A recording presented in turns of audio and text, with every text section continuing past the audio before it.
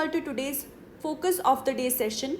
Today we are going to talk about Twitter diplomacy. We know Twitter is one such platform wherein political topics gain most attention out of any other social media platform. And hence it has become a very much like a weapon, very much like a tool even for diplomacy. We shall be discussing about this particular topic in the following sequence: why it is in news, then what is twiplomacy or Twitter diplomacy, then why is Twitter important, difference between traditional diplomacy and the Twitter diplomacy, then what is the relevance of Twitter diplomacy for India, followed by the prelims and mains based questions for you guys. But before that, I want you all to be informed about the Mains 8 2022 program by Analyst IAS, wherein you can get help for polity, essay, public administration and ethics. Do check out the details given over here and apply soon to improve your scores in the upcoming mains examination and also to avail the early bird discount. Getting back to the topic, why in news? So diplomacy has evolved over time. The growing influence of social media in this field is now visible. Most of the leaders, influencers, celebrities, journalists, and opinion makers are present on Twitter.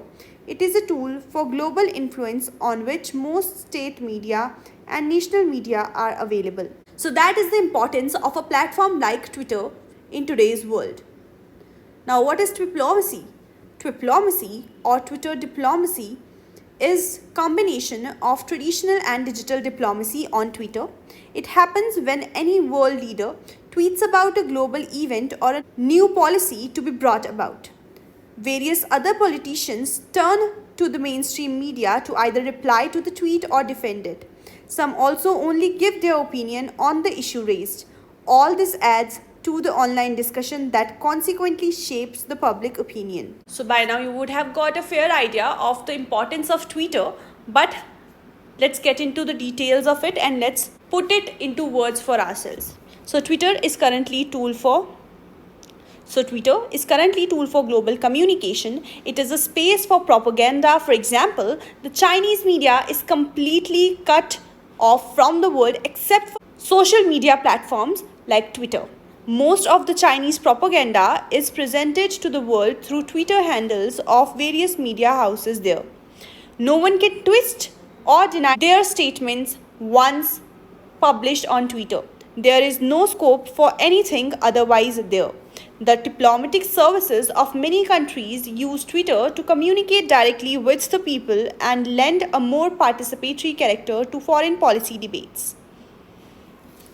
This is how Twitter is working as a platform which lets the government and people interact, the government and government interact, leaders and leaders interact. So this is the combination that twiplomacy is all about. There is Twitter involved, then comes in the digital form of diplomacy, and then comes in the traditional form of diplomacy too. All of that together gets combined into twiplomacy. But let's understand the difference between traditional diplomacy and digital diplomacy, or the one being conducted over Twitter. So traditional diplomacy is generally bound by decorum and formality, while Twitter diplomacy is not. Twitter does not require any jargon and or formal diplomatic channels for the leaders to view their opinion, whereas this is the basic requirement of traditional diplomacy, that you have to choose your words very carefully and very formal vocabulary is utilized while conducting any traditional diplomatic dialogue. Twitter diplomacy gives legitimacy to the informal exchange among the governments and citizens as well, which traditional diplomacy lacks. It also has the power to undermine and delegitimize the value of formal channels themselves. So it's pretty powerful right now. So what has been the Indian experience as far as Twitter diplomacy is concerned? So Twitter diplomacy is new to India. Ministry of External Affairs was not prepared for Rihanna's tweet. When her tweet came, a new hashtag started called India Against Propaganda, but since Rihanna was just an influencer and not any government official, the country's ministry must not respond. India's soft power would be benefited through Twitter, which in turn would help its ascent on global platforms.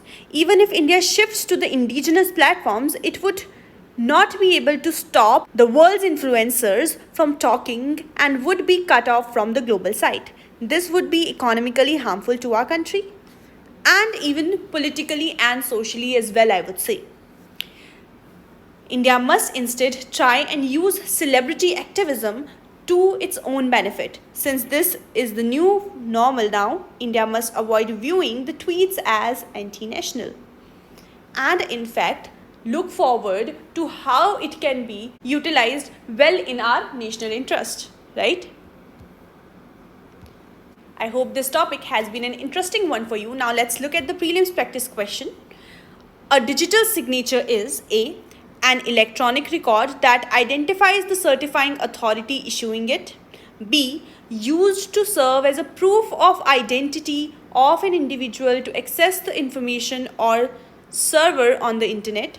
C, an electronic method of signing an electronic document and ensuring that the original content is unchanged. You have to pick the correct combinations from the options given below. Number 1, A, 1 only. B, 2 and 3 only. C, 3 only. D, 1, 2 and 3. Pick the correct option and put your answers in the comment box below.